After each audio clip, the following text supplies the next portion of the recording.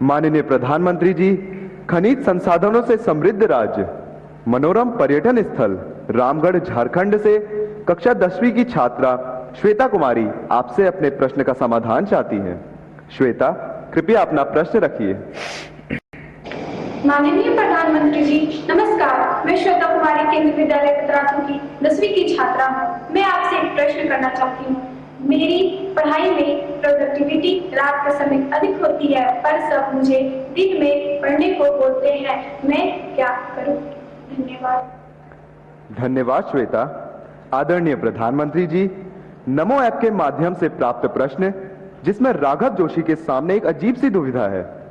माँ बाप हमेशा कहते हैं पहले पढ़ाई करो फिर खेल कूद करो, लेकिन उन्हें लगता है कि खेलने कूदने के बाद पढ़ाई करते हैं तो उन्हें चीजें बेहतर तरीके से समझ में आती हैं। कृपया राघव एवं श्वेता के साथ साथ उन जैसे कई विद्यार्थियों को समझाएं कि वे ऐसा क्या करें कि उनकी प्रोडक्टिविटी श्रेष्ठतम हो। हम सबकी दुविधा का समाधान करने की कृपा करें। माननीय प्रधानमंत्री जी।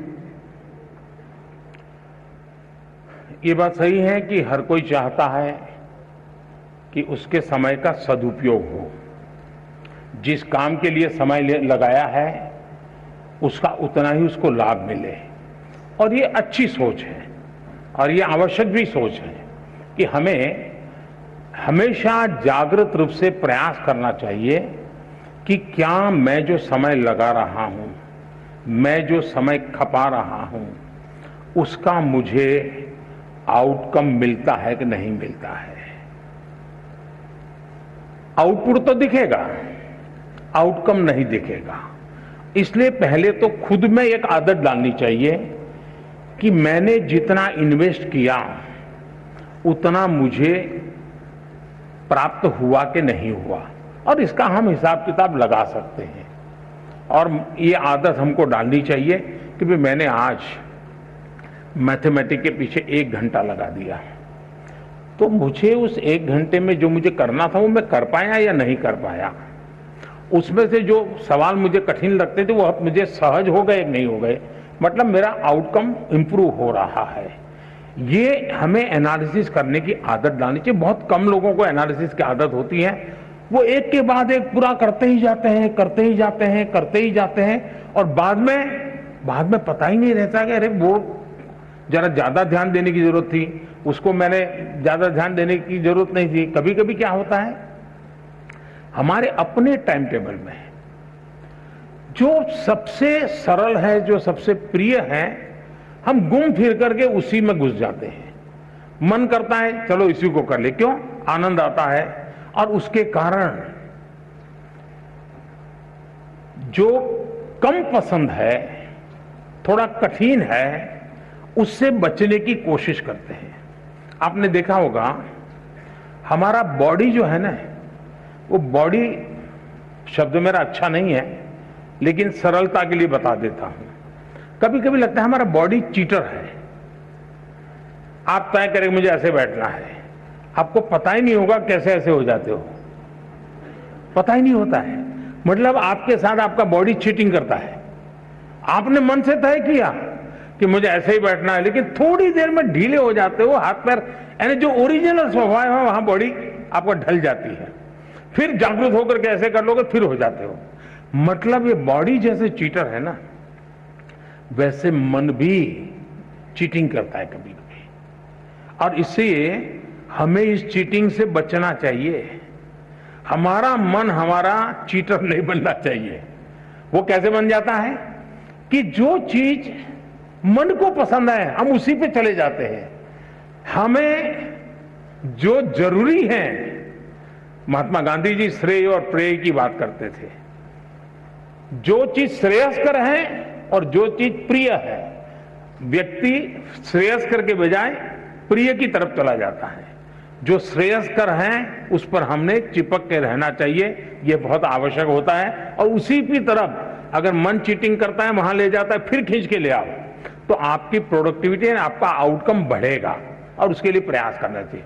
दूसरा, ये जो सोचना कि मैं रात को पढ़ूं तो अच्छा होता है, कोई कहता है मैं सुबह पढ़ूं तो अच्छा होता है, कोई कहे खाना खा करके पढ़ूं तो अच्छा होता है, कोई कहता है भूखा रह करके पढ़ूं, ये हर एक की अपनी अपनी प्रकृति होती है।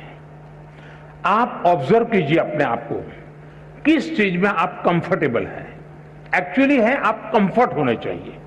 अगर आप कंफर्ट नहीं है उस परिषद से, बैठने से, उठने से, तो आप शायद उसको नहीं कर। अब कुछ लोग ऐसे होते हैं कि एक ही प्रकार की जगह होगी तब नींद आएगी उसको।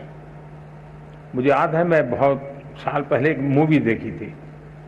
उस मूवी में एक दृश्य आता है, कोई एक व्यक्ति झुग्गी झोपड़ी के पास अपनी जिंदगी गुजारता है और फिर अचानक कोई अच्छी जगह पे रहने जाता है। उसको नसीब आता है लेकिन नींद नहीं आ रही है। और नींद क्यों नहीं आती, तो फिर अपना दिमाग खपाता है, तो वो जाता है रेलवे स्टेशन पे और रेल की पटरी की जो आवाज, खटापटी आवाज, उसको टैप करता है और घर में ला करके वो टैप रिकॉर्ड शुरू करता है और फिर सो जाता है, नींद आ जाती है। उसका वो कंफर्ट हो जाता है जब तक उसको वो। अब हर एक के लिए कोई कहे कि भाई ट्रेन की आवाज आएगी तो तुम्हें नींद आएगी, हर एक के लिए जरूर नहीं होता, लेकिन उसको वो कंफर्ट लगा। मैं समझता हूं कि हमें भी पता होना चाहिए, इसका प्रेशर बिल्कुल मत रखिए। जिस चीज में आपको आनंद आता है,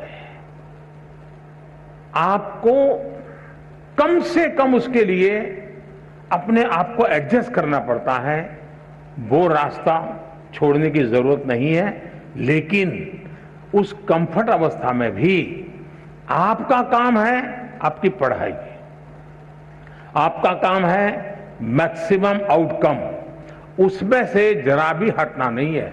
और मैंने देखा है लोग कैसे काम करते हैं। कभी कभी हम सुनने को तो अच्छा लगता है कि फलाना व्यक्ति 12 घंटे काम करता है, 14 घंटे काम करता है, 18 घंटे काम करता है, सुनना अच्छा लगता है।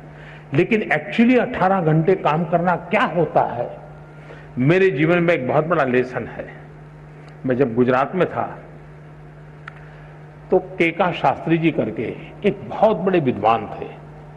स्वयं तो 5वीं 7वीं कक्षा तक ही पढ़े थे, लेकिन अनेक ग्रंथ लिखे थे उन्होंने, दर्जनों ग्रंथ लिखे थे और वो पद्म सम्मान से भी सम्मानित थे।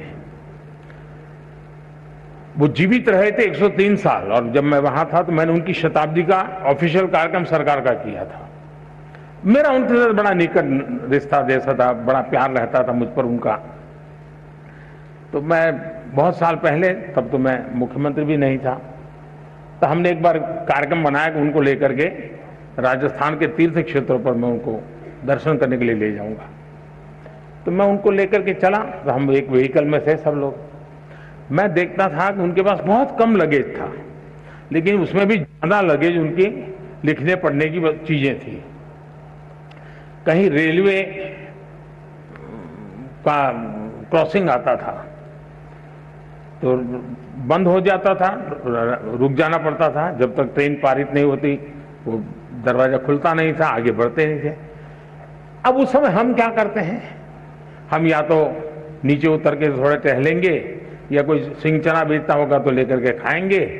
हम अपना समय, मैं देखता था कि जैसे ही खड़ी हुई गाड़ी, वो अपने थैले में से कागज निकालते थे और एकदम से लिखना शुरू कर। तब उनकी उम्र मैं समझता हूं 80 तो करीब पहुंच गई होगी। यानी समय का कैसे उपयोग करना, आउटकम किसको कहते हैं, मैं इतनी बारीकी से उनको देख रहा था। और शायद तीर्थ यात्रा के समय में रिलैक्स रहना, घूमना फिरना, देखना, बातें को सारा बाजू में अपना काम करते ही रहना, किसी भी परिस्थिति में करते रहना, मैं समझता हूं ये बहुत आवश्यक होता है। जीवन में इसे बहुत कुछ मिलता है।